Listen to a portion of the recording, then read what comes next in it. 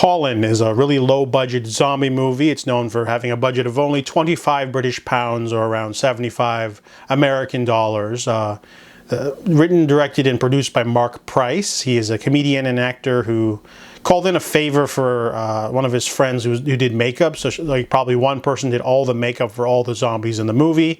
And all of the extras and crowd scenes were grabbed by MySpace and Facebook at the time. So this one was made really early in 2008, I believe, and it sort of did like the festival circuit for a while, became sort of like cult phenomenon, mainly due to the marketing. You know, like this was a zombie movie made for only $50, and it's because everyone in the movie volunteered, basically. But the main character is Colin. He's a young man who is trying to survive a zombie apocalypse. I think it's the first outbreak, so there's a lot of chaos on the streets. However, he is bitten by his roommate, who's turned, and he didn't know, but he ends up dying in his kitchen and then reanimating. So we're sort of just following him walking around the neighborhood as people are trying to survive being attacked by zombies. So there's a lot of just snippets of just people screaming and being attacked off screen, or just being dragged off screen.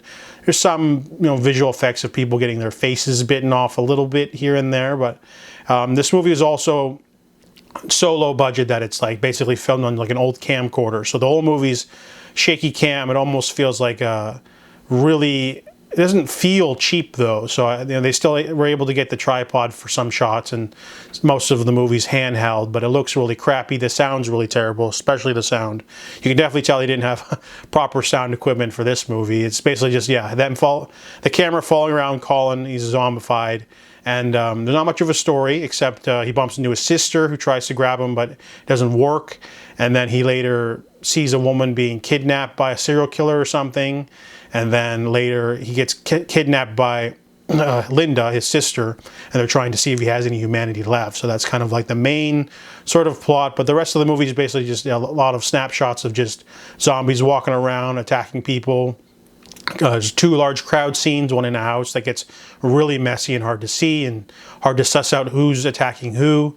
And then there's another sort of climax at the end where a group of humans with makeshift weapons attack zombies. And sometimes the acting can be a little off, especially for the zombies. The zombies, they flinch when people get too close. So you can tell that a lot of the people that are in this movie are not professional actors. A zombie shouldn't instinctively flinch when someone walks by or gets too close with the crowbar. So you can tell a lot of the people in this movie are non-actors, and not a big deal. The main guy, Alistair Curtin, he does a decent job. They probably should have put more makeup on his face, but he's a freshly turned zombie, so it's okay if he looks almost human at times, and because they're not rotting yet. So a lot of the zombie effects is just pale makeup with a little bit of blood on the corner of the face and stuff. There's some gnarly kills here and there, but this is a very low... you can't sort of excuse all of the shortcomings just on a low budget, because you still made the movie, you're still trying to do something.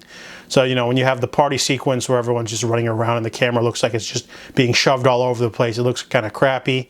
Or if you are filming and someone, blinks or flinches when they shouldn't because they're a zombie, or they emote too much, you should do a retake, but you can't really excuse that. You can't just always say like, oh, it was made for $50, so not really. But anyone can make a movie for $50. I could take a camera down to the worst part of town and just film drug addicts and homeless people for 90 minutes and call it a documentary. Just because you have a low bar for production value doesn't mean you should make it low effort. So the movie still is a little bit on the long side. It's like almost an hour 40, so that's simply too long and not much of a point. So this one's only for really die-hard enthusiast zombie movie fans. So I give Colin a 3 out of 10.